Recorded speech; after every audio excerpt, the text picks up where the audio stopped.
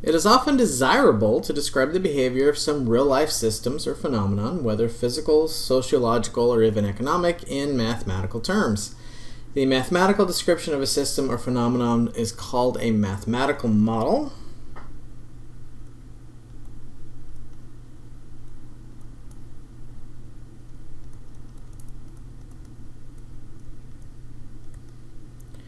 And is constructed with certain goals in mind.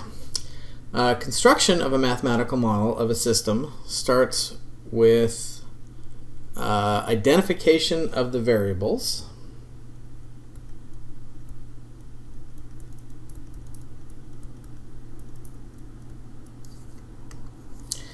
that are responsible for changing the system.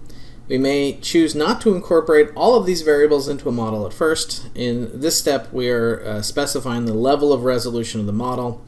So I'm just going to pause from what I've written down here. In essence, when we try to model a scenario, sometimes our first attempt is very simplistic. We can't predict all the characteristics of the output, but we can at least get a general directionality. So we start with a very simple case. And that level of resolution simply refers to, well, how complex do we want this model to be? Okay. Next, we make a set of reasonable assumptions, or hypotheses,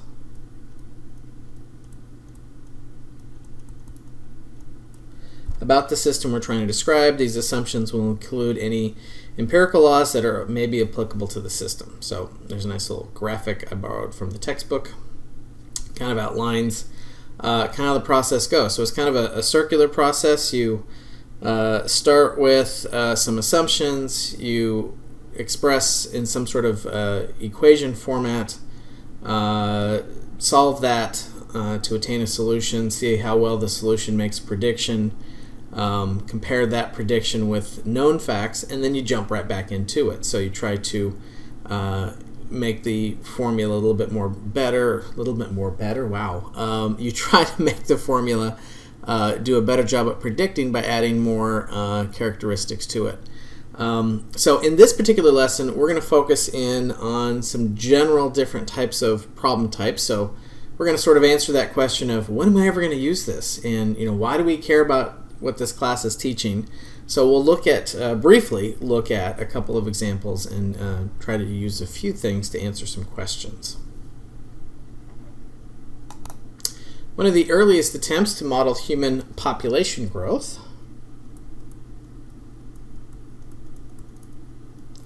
by means of mathematics was the English clergyman and economist Thomas Maltius. Basically, the idea behind the Malthian model is the assumption that the rate at which a population of a country grows at a certain time is proportional to the total population of the country at that time. In other words, the more people there are at time t, the more there are going to be in the future. In mathematical terms, if p of t denotes the population at time t, then this assumption can be expressed as dp dt equals kp, where k is a constant of proportionality. So that's our first sort of differential equation model, is population dynamics. Okay, similar to population dynamics, we have decay, or radioactive decay. The nucleus of an atom consists of a combination of protons and neutrons. Many of these combinations of protons and neutrons are unstable. That is, the atoms decay or transmute into atoms of another substance. Such nuclei are said to be radioactive. For example, over time, the highly radioactive radium, Ra-226, transmutes into radioactive gas radon, Rn-222. Brief side note, that means over time, one substance transfers itself into another substance of smaller complexity. To model the phenomenon of radioactive decay is to assume that the rate dA dt at which the nuclei of a substance decay is proportional to the amount, more precisely the number of nuclei. A of t at the substance at remaining t is the following: dA dt equals Ka. Of course, the equations are exactly the same. The only difference is the interpretation of the symbols in constants of proportionality. So for growth, if population is increasing, then we assume K to be positive. For decay, we assume K to be negative. In chemistry, the decay model appears in a mathematical description of the first-order chemical reaction. And the same point is a single differential equation can serve as a mathematical model for many different types of phenomena. Okay, so continuing on that exponential growth model, that brings us to Newton's law of cooling. Now you might have seen this a little bit differently in pre-cal because we weren't dealing with derivatives at that point, but in this class we can talk about the calculus form of that.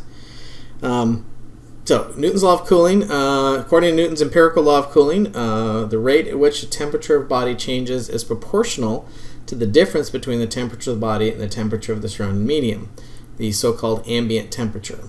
If T of t represents the temperature of the body at time t, T sub m represents the temperature of the surrounding medium, and dt is the rate at which the temperature of the body changes. Then Newton's law of cooling, or warming, translates into the mathematical statement of dt is proportional to T minus T sub m, or more specifically, T dt equals K, that same constant of proportionality, minus that difference.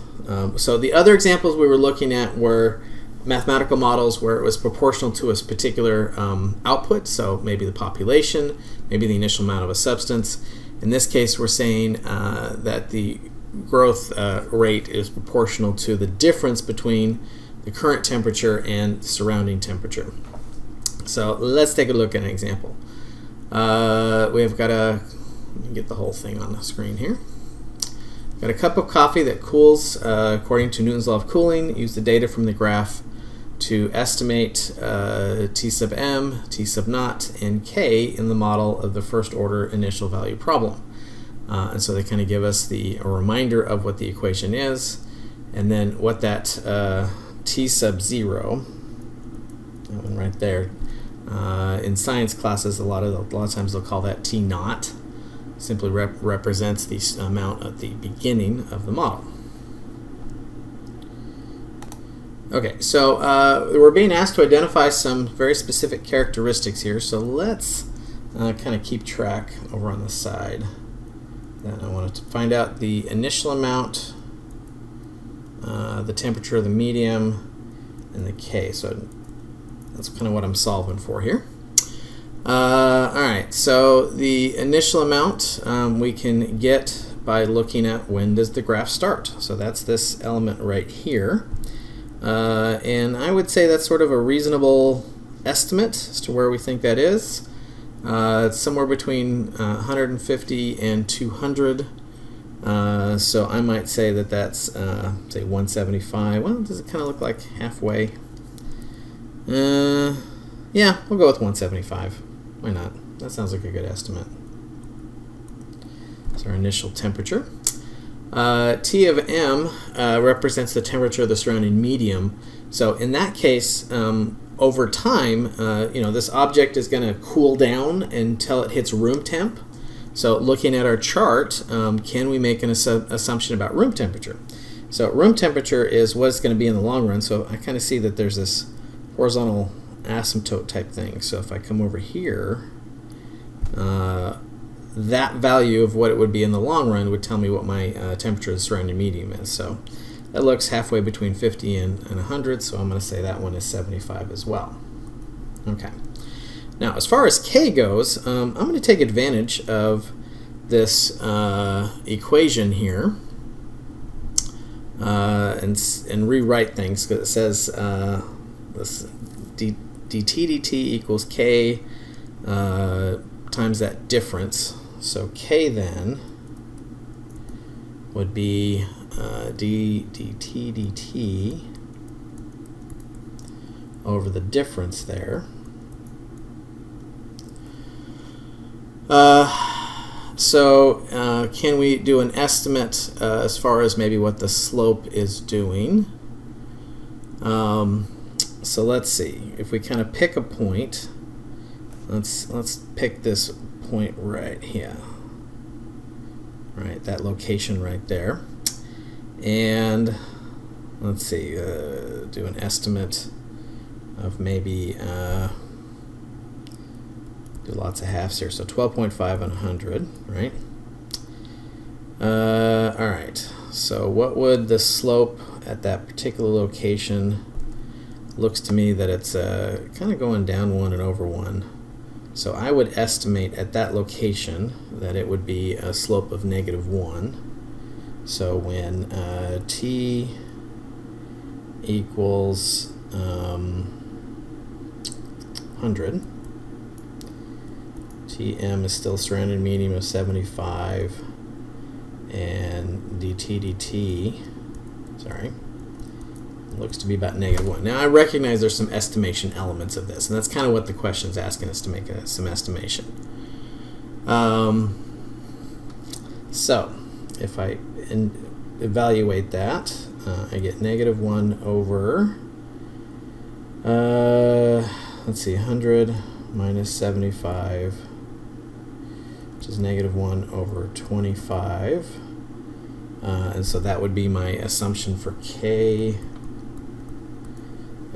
And if they want a decimal form of that, then I just want to type that in a calculator of some sort. So let me see if I can grab that. All right, so that puts it about -0.04. Okay, so that is our estimate for those parameters, and there you go.